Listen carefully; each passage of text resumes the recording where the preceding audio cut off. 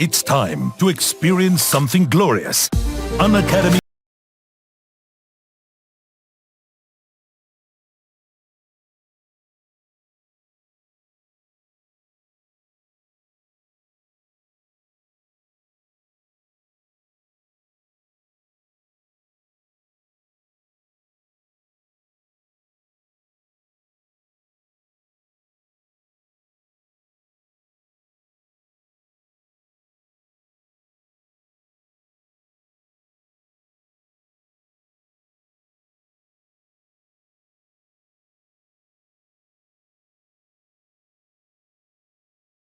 के साथ लगातार हर कंटेस्ट में पार्टिसिपेट करें और अपनी रेटिंग्स इंप्रूव करें।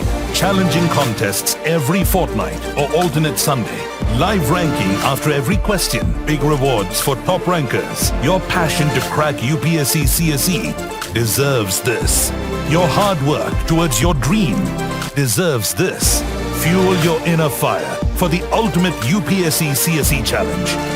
Unacademy Combat. Register now.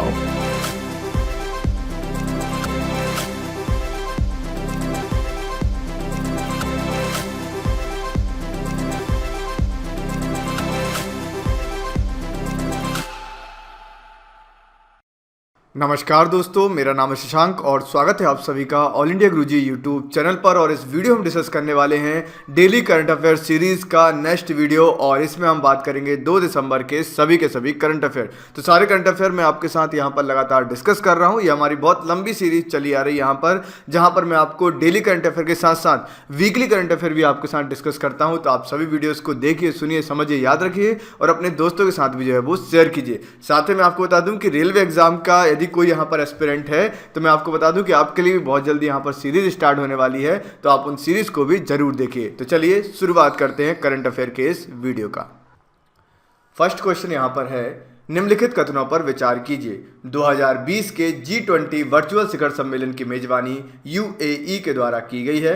इसमें भारत ने कोरोना के बाद दुनिया के लिए नया वैश्विक सूचकांक बनाने का सुझाव दिया है। नीचे दिए गए कूट का प्रयोग कर सही उत्तर चुनिए। केवल 1 सही है, केवल 2 सही है, 1 और 2 दोनों सही है, ना तो 1 सही और ना ही 2 यहाँ पर सही है। तो राइट आंसर क्या होगा? ऑप्शन बी, केवल और केवल 2 यहाँ पर सही है। मतलब कि यदि हम बात करते हैं 2020 के G20 वर्चुअल शिखर सम्मेलन की, तो इसमें जो है भारत ने कोरोना के बाद दुनिया के लिए एक नया वैश्विक सूचकांक, एक नया ग्लोबल इंडेक्स बनाने का सुझाव दिया है। लेकिन ये समिट की मेजबानी किसने की है? तो जो G20 वर्चुअल शिखर सम्मेलन हुआ है, इसकी मेजबानी किसके द्वारा की गई है? वो यहाँ पर की गई है सऊदी अरब के द्वारा, जिसमें भारत ने 4 स्तंभों के आधार पर नया वैश्विक सूचकांक, न्यू ग्लोबल इंडेक्स की यहाँ पर बात की है। कौन कौन सी चीजें होनी चाहिए इसमें? इसमें होना चाहिए प्रतिभा मतलब टैलेंट, प्रौद्योगिकी टेक्नोलॉजी, पारदर्शिता मतलब ट्रांसपेरेंसी और पृथ्वी के संरक्षण का भाव मतलब कि जो पृथ्वी को बचाने की बात करे उस भाव को देखकर ही यहाँ पर नया इंडेक्स जारी किया जाना चाहिए। ये यहाँ पर कहना है, ये सुझाव देना है भारत का, याद रखिएगा। तो आपके एग्जाम में यहाँ पर पूछा जा सकता है कि G20 वर्चुअल शिखर सम्मेलन की 2020 की जो मेजबानी की गई है वो किसके द्वारा की गई है? तो वो सऊदी अरब के द्वारा की गई है, याद रखेंगे। आगे बढ़ते हैं। निम्नलिखित कथनों पर विचार कीजिए। बीते कुछ समय से नेगेटिव यील्ड बॉन्ड की मांग अंतर्राष्ट्रीय बाजार में तेजी से बढ़ी है। इसमें बॉन्ड जारी करने वाली कंपनी अथवा संस्थान को लोन लेने हेतु भुगतान किया जाता है। नीचे दिए गए कूट का प्रयोग कर आपको सही उत्तर चुनना है। केवल 1 सही है, केवल 2 सही है, 1 और 2 दोनों सही है, ना तो 1 सही और ना ही 2 यहाँ पर सही है। तो राइट आंसर क्या होगा? ऑप्शन सी, 1 और 2 दोनों यहाँ पर बिल्कुल सही है। बीते कुछ समय से नेगेटिव यील्ड बॉन्ड की मांग जो है वो अंतर्राष्ट्रीय बाजार में तेजी से बढ़ी है और इसमें बॉन्ड जारी करने वाली कंपनी अथवा संस्थान को लोन लेने हेतु भुगतान किया जाता है। दोनों फैक्ट बिल्कुल सही है। इस बॉन्ड को इसलिए जारी किया जाता है कि विविध पोर्टफोलियो बनाए जा सकें, जिससे जोखिम को कम किया जा सके, साथ ही इसको कोलेट्रल के रूप में भी प्रयोग किया जा सकता है। ऐसे विलेख होते हैं जिनकी बॉन्ड यील्ड नकारात्मक होती है, ये भी आप चाहो तो ध्यान में रख सकते हैं। निम्नलिखित कथनों पर विचार कीजिए। हाल ही में उमंग का अंतर्राष्ट्रीय संस्करण जारी किया गया है। हाल ही में ई बुक का भी अनावरण किया गया है जो उमंग पर उपलब्ध विभिन्न श्रेणियों की प्रमुख योजनाओं पर आधारित है। नीचे दिए गए कोड का प्रयोग कर आपको सही उत्तर चुनना है। केवल एक सही है, केवल दो सही है, एक और दो दोनों सही है, ना तो एक सही और ना ही दो यहाँ पर सही है। तो राइट आंसर क्या होगा? ऑप्शन सी, एक और दो दोनों यहाँ पर सही है। ठीक है, हाल ही में जो है वो उमंग का अंतर्राष्ट्रीय संस्करण जारी किया गया, ये बिल्कुल सही बात है। और हाल ही में ई बुक का भी अनावरण किया गया है जो उमंग पर उपलब्ध विभिन्न श्रेणियों की प्रमुख योजनाओं पर आधारित है। दोनों फैक्ट यहाँ पर बिल्कुल सही है। उमंग को 3 वर्ष पूर्ण हो गए हैं जिस पर 2000 से अधिक सेवाएं उपलब्ध हैं। साथ ही इसके अंतर्राष्ट्रीय संस्करण का लाभ अप्रवासी भारतीयों और भारत से विदेश जाने वाले पर्यटकों को यहाँ पर मिलेगा। नेक्स्ट क्वेश्चन देखते हैं। निम्नलिखित कथनों पर आपको विचार करना है। हाल ही में अरुणाचल प्रदेश में मशरूम की नई प्रजाति की खोज की गई है। इसका नाम रोरीडोमायस फाइलोस्टेटाचिडिस है जो जैव संदीप्ति के गुण से संयुक्त है। आपको बताना है कि कौन सा कथन यहाँ पर सही है। Option A is the right answer, मतलब केवल एक सही है, केवल दो सही है, एक और दो दोनों सही है, ना तो एक सही और ना ही दो यहाँ पर सही है। तो राइट आंसर क्या होगा? ऑप्शन बी, केवल और केवल दो यहाँ पर सही है। इसका नाम रोरीडोमायस फाइलोस्टेटाचिडिस है जो जैव प्रदीप्ति के गुण से संयुक्त है। तो मशरूम की नई यहाँ पर प्रजाति खोजी गई है, लेकिन ये अरुणाचल प्रदेश में नहीं खोजी गई। तो कहाँ खोजी गई है?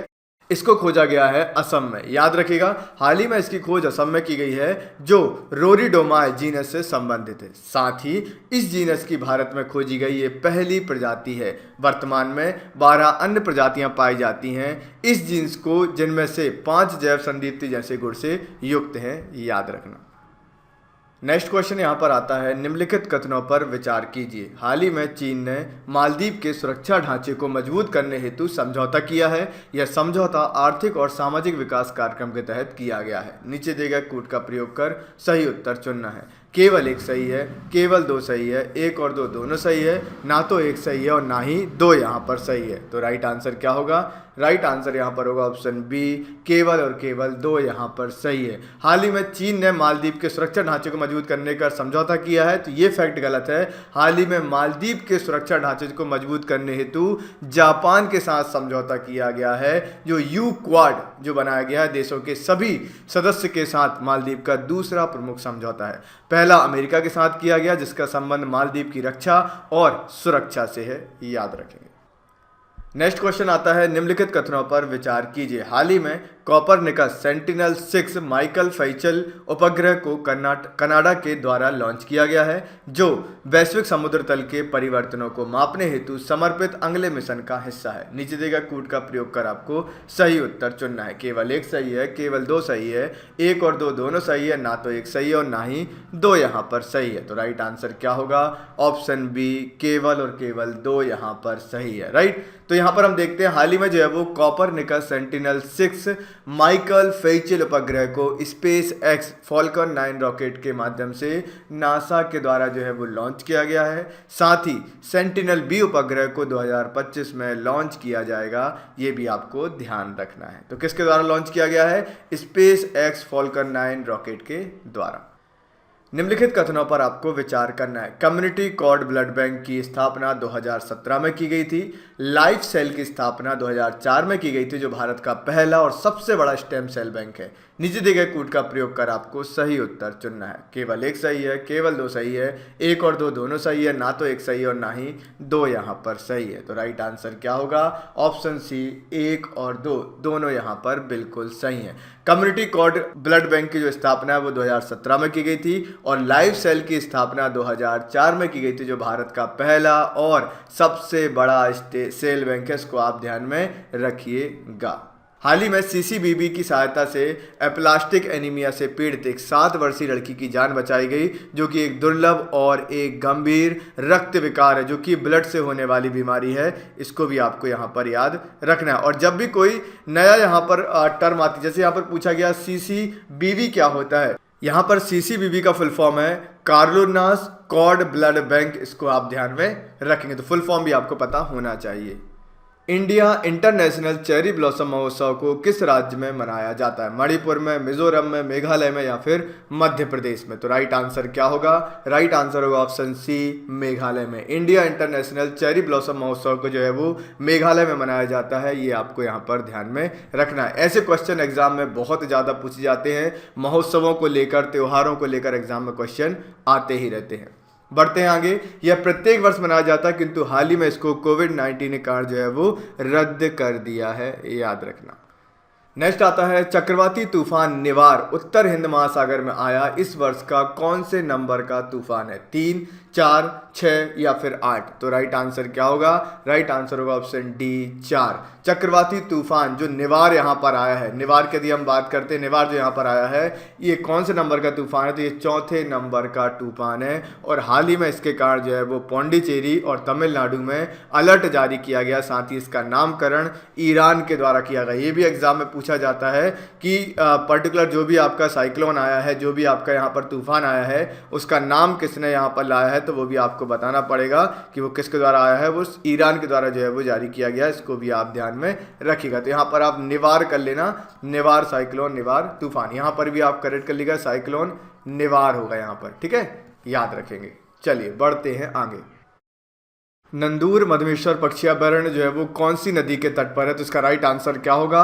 बाणगंगा, प्राणहिता, गोदावरी और गंगा। तो राइट आंसर इसका होगा ऑप्शन सी, गोदावरी नदी के तट पर। राइट, यदि हम बात करते हैं नंदूर मधमेश्वर पक्षी अभयारण्य की, तो आपको गोदावरी नदी के तट पर जो है वो दिखाई देगा, इसको आप ध्यान में रखिएगा। और ये आपको कहाँ पर मिलेगा? महाराष्ट्र में, ये भी आपको पता होना चाहिए।